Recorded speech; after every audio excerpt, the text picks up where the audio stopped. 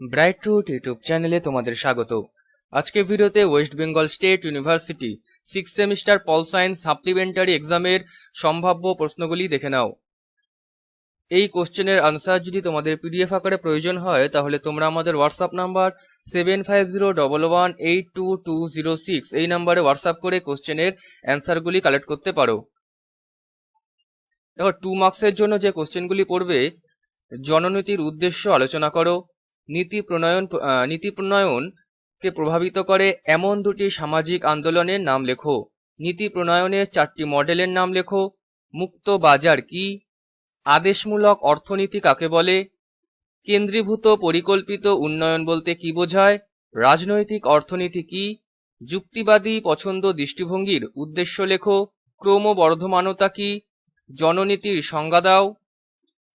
নীতি প্রণয়নকে প্রভাবিত করে এমন দুটি স্বার্থগোষ্ঠীর নাম লেখো, নেহরুভিয়ান দর্শনের দৃষ্টিভঙ্গি উল্লেখ করো, সরকারি বেসরকারি অংশীদারিত্ব বলতে কি বোঝায়, ভারতের অর্থনীতির উদারীকরণের দুটি বৈশিষ্ট্য লেখো, প্রবর শব্দের দ্বারা কি বোঝানো হয়, নীতি প্রণয়ন প্রক্রিয়ায় গুরুত্বপূর্ণ ভূমিকা পালন করে এমন দুটি সামাজিক প্রতিষ্ঠানের নাম লেখো, প্রাতিষ্ঠানিকবাদ কি, নীতি প্রণয়ন প্রক্রিয়ায় ইনপুটের ভূমিকা লেখো, তথ্য প্রেরণ বলতে কি বোঝায়। দেখো 5 নম্বরের জন্য যে কোশ্চেনগুলো পড়বে, ভারতের রাজনৈতিক অর্থনীতি এবং নীতি প্রণয়ন প্রক্রিয়ার মধ্যে সম্পর্ক আলোচনা করো, জননীতি অধ্যয়নে ক্রিয়া তত্ত্বের উপর একটি সংক্ষিপ্ত টিকা লেখো,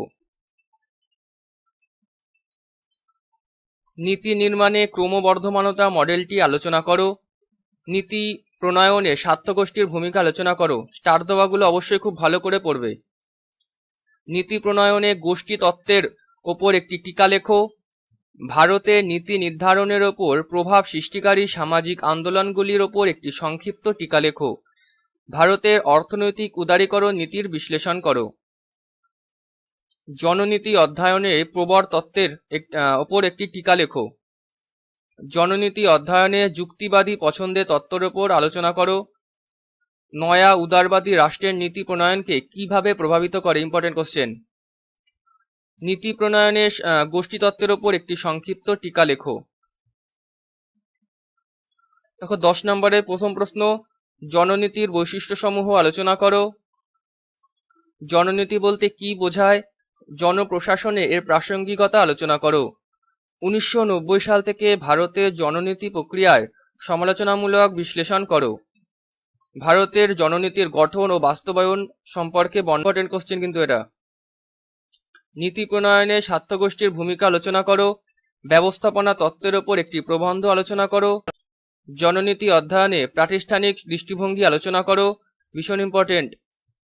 ভারতের উন্নয়নে নেহরুভিয়ান তত্ত্বের বৈশিষ্ট্য আলোচনা করো, ইম্পর্টেন্ট কোশ্চেন। ভারতের অর্থনৈতিক উদারীকরণ নীতিটি বিশ্লেষণ করো। ভারতের কাঠামোগত সামঞ্জস্য বিধান কর্মসূচির অধিনীতি পরিবর্তনের উপর একটি টিকা লেখো, ইম্পর্টেন্ট কোশ্চেন, অবশ্যই খুব ভালো করে তৈরি করে যাবে। আর এই কোশ্চেনের অ্যান্সার যদি তোমাদের প্রয়োজন হয় আমাদের হোয়াটসঅ্যাপ নাম্বারে কন্ট্যাক্ট করে পিডিএফটি কালেক্ট করতে পারো।